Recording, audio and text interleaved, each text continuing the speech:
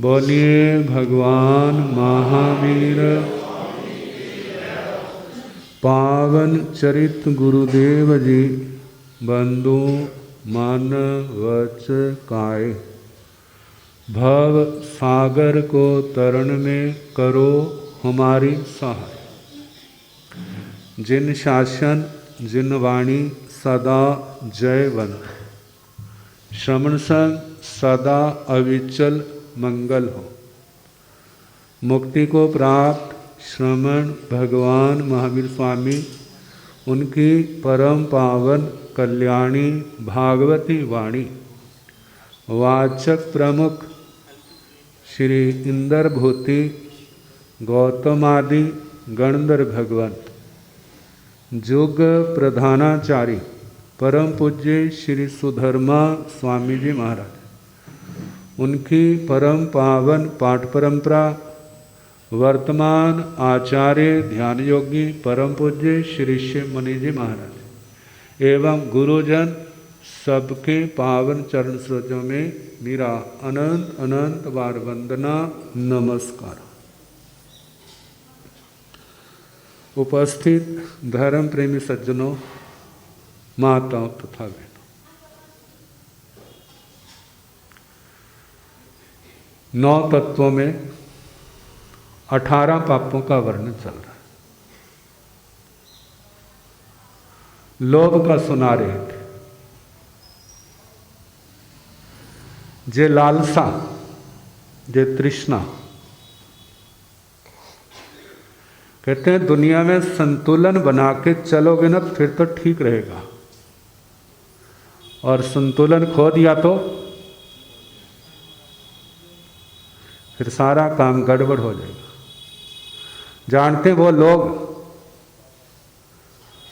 जो रस्सी बांध देते हैं और उस रस्सी के ऊपर चलते हैं, सारा खेल किसका है? संतुलन का। और थोड़ा सा भी बिगड़ा तो धड़ाम से नीचे हो जाएगा। गाड़ी भी चला रहे हैं, संतुलन से चलाओगे तो ठीक है, नहीं तो कहीं भी दुर्घटना हो सकती। ऐसे ही गृहस्थों के लिए लोभ होता ही है, परमात्मा तो बने नहीं है, सामान्य संसारी प्राणी है। होता है हमारा घर अच्छा हो, बढ़िया हो, हमारी इज्जत हो, हमारे घर में सुख सुविधाएं हो, खुशहाली हो, सारे चाहते हैं। गरीब बनने के लिए तो उपदेश नहीं दिया जाता। कहते हैं अमीर बनो लेकिन तरीके से बनना। कैसे? तरीके से बनना कि आप किसी की आंखों में खटको ना। यदि गलत ढंग से अमीरी आ गई ना तो वह अपने को बचेगी ना दुनिया को बचेगी। सामने कुछ नहीं कहेंगे लेकिन पीठ पीछे सारा ऑपरेशन करेंगे, पोस्टमार्टम करेंगे, सारा क्या कर देंगे। कोई उसकी प्रशंसा करेगा ना, कहते हैं हाँ जानते हैं उसको, जिसके तुम क्या करे तो सीधे काट रहे हो, जिसकी तुम प्रशंसा कर रहे हैं उसको हम अच्छी तरह जानते हैं, बस रहने दो। अब सामने तो प्रशंसा कोई बोलता नहीं है लेकिन पीठ पीछे क्या उसकी कीर्ति और यह अपकीर्ति, क्या उसका यश हो रहा है या अपयश। कहते हैं जिसकी निंदा है उसको मरने से क्या करना। निंदा मरने से भी बदतर। किसके लिए? जिसके लिए यश की कीमत होती है। वो सोचते हैं ऐसे जीने से तो मरना भला। तो लोभ कहा न्याय नीति से दुनिया की खुशहाली कैसे बढ़ेगी? एक है आत्मा की। आत्मा की तो बढ़ेगी संयम से, तपस्या से। आत्मा निर्मल भी होगी, आत्मा का पुण्य भी बढ़ेगा। लेकिन जिनको ज्ञान नहीं है उनके लिए भाई सेवा में जुट जाओ, सेवा में जुट जाओ, किसी संस्था में जुट जाओ। वहां संस्था में गए ना तो नाम की चाहना ना करना, वहां अध्यक्ष बनने की, वहां सेक्रेटरी बनने की, वहां का खजांची बनने की कोशिश नहीं करना। लेकिन हाथ जोड़ के बेनती करना, कोई भी काम होगा तो मेरे को सेवा का लाभ देना। गुम नाम रह करके सेवा करोगे, इस आत्मा को भी शांति होगी, नाम भी तो होगा उसका। सेवा भी करता है, देता भी है, नाम की कोई चाहना नहीं। तो लोग कहते हैं ये तो देवता पुरुष है।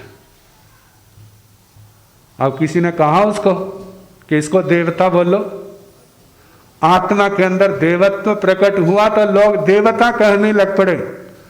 यदि मान सम्मान की कामना है, विकृतियां आत्मा के ऊपर हावी है, फिर उसको कौन देवता कहेगा?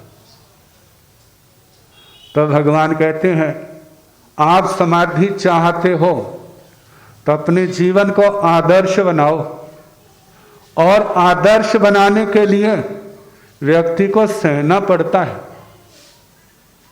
सहना पड़ता है, कदम कदम पर सहना पड़ता है। और जिसने सह लिया वह तो आगे बढ़ता जाएगा, और जिसका सहन शक्ति का बांध टूट गया वही सब कुछ बिखर जाएगा। तो लोग कहते जहां धन दौलत बढ़ाना चाहते हो, क्या आप धर्म बढ़ाना भी चाहते हो? हमारा धर्म का पक्ष बढ़े, ये तो चाहते हैं हमारी इनकम बढ़े। लेकिन इनकम बढ़ने का मूल कारण क्या है? वह आत्मा का पुण्य कर्म है। एक भाई ने सुनाया, एक परिवार था तो उनका नियम था आधी इनकम क्या करनी है? दान करनी। जितनी इनकम होगी, मानो 1 लाख की इनकम हुई है तो 50,000 दान देना है, 50,000 हुआ है तो 25,000 दान देना है, और बाकी जो है अपनी दुनिया चलानी। तो जानते हैं जिनके अंदर ऐसी उदारता आई है तो वहां पुण्यवानी भी तो बढ़ती है। कितने लोगों की आशीष से मिलती है, जिनके वो बेसहारा लोगों के, जीवों के, इंसानों के, पशुओं के सहारा बनते हैं। कितनी आशीष से मिलती है, कितना पुण्य बढ़ता है, और सब कुछ बढ़िया। नाम भी बहुत है, नाम होगा। जिसके अंदर इतनी उदारता है, इतनी सेवा की भावना है, जहां जरूरत होती है वहां पर गुमनाम दे आते हैं। बड़ा अच्छा चल रहा था, अगली पीढ़ी आ गई, कहते हमारे बुजुर्ग अकल वाले नहीं थे, क्या अद्धी इनकम ऐसे बांट देते। उन्हें क्या कर लिया? अद्धी के अद्धी कर दी। आधी के आधी मतलब चौथाई रह गया। और जो पुण्य बढ़ रहा था वो क्या हो गया? उसको वो आधा हो गया। जिस समय आधा हुआ है तो वह समृद्धि भी क्या हो गई? जैसे मानव प्रकृति भी कह रही है तुम ज्यादा सियाणे बनते हो, ज्यादा समझदार बनते हो, और मेरे को बेवकूफ समझते हो। कोई बात नहीं, चाय में जितनी पत्ती डालोगे, जितना मिठा डालोगे, उतनी तो मिठास और चाय का वो स्वाद होगा। तो बस उतना ही है। क्या हो गए? आधे हो गए। जश से भी पुण्यवानी से भी, समृद्धि से भी। अगली पीढ़ी आई, कहते हमारे बुजुर्ग भी पागल थे, देखो क्या करते हैं। लाख रुपया तो हम मेहनत करके कमाए और 25,000 दान दे। पहले तो पागल बहुत थे जो अद्धा देते थे, फिर दूसरे अद्धे पागल चौथाई देते, कहते ज्यादा आधा कर दो। कितना हो गया? 12.5। और ग्राफ क्या हो गया? और नीचे आ गया, 10 पर आ गए, 5 पर आ गए, 1 पर आ गए। और एक समय ऐसा है 1 भी गया। अब वो परिवार जिनके आगे कितने लोग काम करते थे, आज उसको मनीम का काम करना पड़ेगा। किसका काम? ऐसा क्यों हुआ? क्योंकि बिना लोभ को जीते, लालसा को जीते दान नहीं होता। साधारण भाषा में कहते हैं पेट काटना। कितने कह देते हैं, घरवाली कहती है मैं तो पेट काट काट के क्या करती, पैसे जमा करती हूं, और घरवाला इतना भागवान है मेरे पीछे से उठाता है, और कोई ठेके पर चला गया, कोई कहीं चला गया, सारा ही बर्बाद कर दिया। अब यदि सेवा करनी है तो वहां पर इच्छाओं का, फजूल खर्ची का भी तो परहेज रखना पड़ेगा ना। जो जरूरत है उसका प्रयोग करो, जहां जितनी जरूरत है वहां करो, और उसके उपरांत कहते घर में रखे हैं आप सेवा में लगा दो, वो आपका बढ़िया बैंक है। बैंक वाले तो कितना दे देंगे। जिस समय कहीं पर ना कोई संस्था बनती है, मानो हॉस्पिटल है, कोई गौशाला है, कोई भी डिस्पेंसरी है, कोई भी आश्रम है, तो कहते भाई तुम 10 दोगे तो 100 मिलेगा, 100 दोगे तो कितना मिलेगा? 1000 मिलेगा। कितना? तो बैंक तो इतना नहीं देता, वो तो 1% देगा। आपको पता होगा 1% देता का, 1.5% देता का, आधा % देता है, वो तो इतना नहीं देगा। और वो पैसा लेकर के फिर आपका पैसा किसको देगा? क्या कोई पता है? क्या वो ठेके वाले ले जाएंगे? जब बुचड़ खाने वाले ले जाएंगे? कौन ले जाएगा? क्या काम करेगा? तो आपके पैसे से आपका पैसा भी तो उसमें हिस्सेदार हो गया। लेकिन जब आप आंखों से देख करके जो जरूरतमंद है उसकी सेवा में लगाते हो तो आपको कितना संतोष होगा, कितनी शांति मिलेगी। साक्षात आपका पुण्य का कलप वृक्ष बढ़ेगा। तो इसमें अपने खर्चों में संकोच करना पड़ेगा ना, तभी तो ऐसा कर सकेंगे। यदि नहीं करते हैं तो फिर उस महालाभ से वंचित हो जाएंगे। तो कहा है नैतिक दृष्टि से लोग गृहस्थी यदि अपनी मर्यादा में रह करके आगे बढ़े तो उसको बुरा नहीं कहा जाता। लेकिन गलत काम करके आगे बढ़ना, कहते हो बढ़ना नहीं होता, वो अपने लिए खड्डा खोदना होता है। आज पूर्व के पुण्य के वजह से बढ़ रहा है, लेकिन जब वो पुण्य खत्म हो जाएगा तो जब खड्डा खुदेगा ना तो कहां पहुंचेगा वो? एक तो मिट्टी का खड्डा है, एक है पाप कर्मों का। वो खड्डे ऐसे खाइयां ऐसी हैं त्रियंच गति की, नरक गति की, फिर वहां पर उसको छुड़ाने कौन जाएगा? मानो त्रियंच बन करके घर के सामने से निकला भी ना, वो सोचेगा ये तो मेरा घर है। किसका घर है?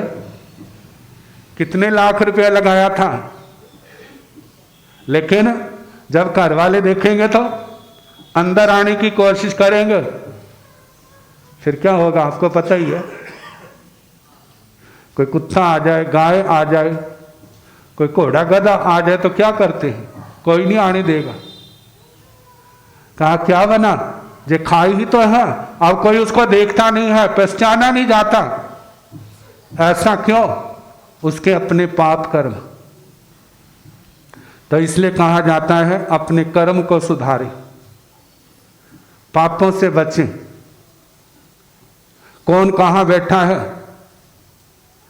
यदि पाप करता है तो पाप उसको छोड़ेंगे नहीं, वहीं से क्या कर लेंगे, जब उनका टाइम आएगा तो उसको वहीं से गले से पकड़ लेंगे। चल भाई, कहाँ चल? जो तने कर्ज लिया देना है ना, अब पूरा कर। तो लोग अब इसके आगे है राग और द्वेष। राग क्या है और द्वेष क्या है? राग आसक्ति है, द्वेष घृणा है। कहते बच्चा खाना नहीं चाहता, लेकिन आप बड़े प्यार से, पुचकार से, डांट के उसको खिलाते हैं, क्योंकि क्या है? राग है। मानो काम करने वाले ने 2 रोटियां ज्यादा मांग ली तो फिर आत्मा की क्या दशा होगी? कहते उसने तो काम करना है, वहां पर राग नहीं है, अनुराग नहीं है, वो चुभेगा। लेकिन बच्चा ज्यादा ले लेता है तो वहां खुश होते हैं। क्या कारण है इसका? राग और द्वेष। बच्चा मांगता है, जितना मांगता है उतना दे देते हैं,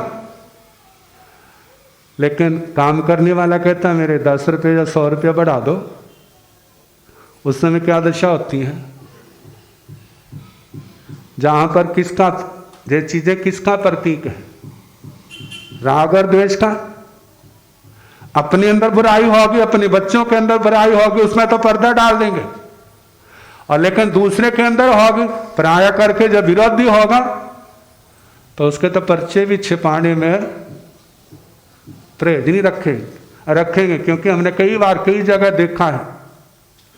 और जहां पर ऐसा वातावरण हो जाता है, मानो कोई घटना घटी है ना, तो उसके जो ऑपोजिशन वाले हैं वह पंपलेट निकाल करके, छपा करके, पोस्ट कार्ड नहीं, उसमें पूरा पैक करके कोई सभा के नाम के भेज रहे, कोई रिश्तेदारों के भेज रहे, उसके ऐसे तुम्हारे नौ निहाल जे क्या करें, जे देखो हम आपको दिखाते हैं।